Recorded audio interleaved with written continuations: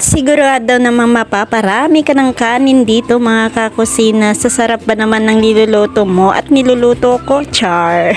Kaya naman for today's video ay sasamahan niyo po ako sa pagluluto. Let's go!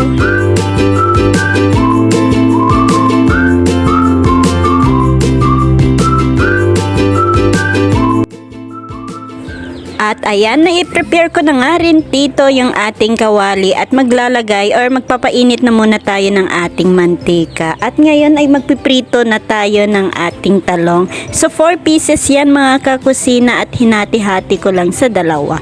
So hintayin lang natin mag golden brown yan, tsaka natin hahanguin. At ayan na po lahat, and then ang next na gagawin ay gigisa na natin yung ating iba pang ingredients. So magigisa ako dito ng ating bawang, next naman yung ating sibuyas. At saka maglalagay rin tayo dito or ilalagay na natin yung ating kamatis, and then isusunod na nga natin or igigisa natin ng mabuti yan, at saka isusunod natin yung ating pork or karneng baboy.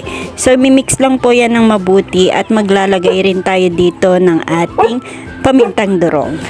At kung sakaling hindi ka pa nakapag-subscribe sa aking channel, please subscribe na rin kayo para updated kayo sa mga bago kong upload. So ayan, naglagay na rin ako dito ng konting enough water at tatakpan at lulutuin ng ilang minuto. And after ng 30 minutes mga kakusina ay maglalagay na tayo dito ng ating asin.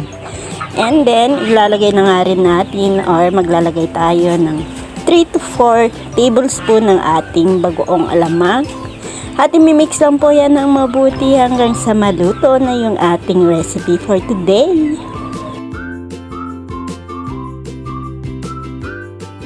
At maglalagay rin tayo dito ng ating sili para may sipa ng anghang. At ito lamang po ay optional lang, at kung ayaw nyo naman na maanghang ay okay lang. So ayan, lagay na nga rin natin yung ating prinitong talong kanina. At muntik ko pang makalimutan mga kakusina, maglalagay pala tayo dito ng ating Ajinomoto. Tak tak tak, baka naman. Charot!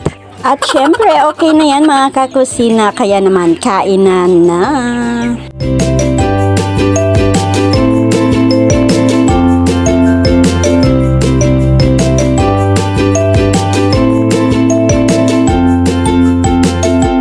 Dahil first time ko makakain nito ay hindi ko nga alam kung paano ang lasa nito. So yun lang for today's video. Maraming salamat. At kung nagustuhan nyo po ang aking recipe for today, please don't forget to subscribe, like, and share para lagi kang updated for more recipes. Thank you. Bye-bye.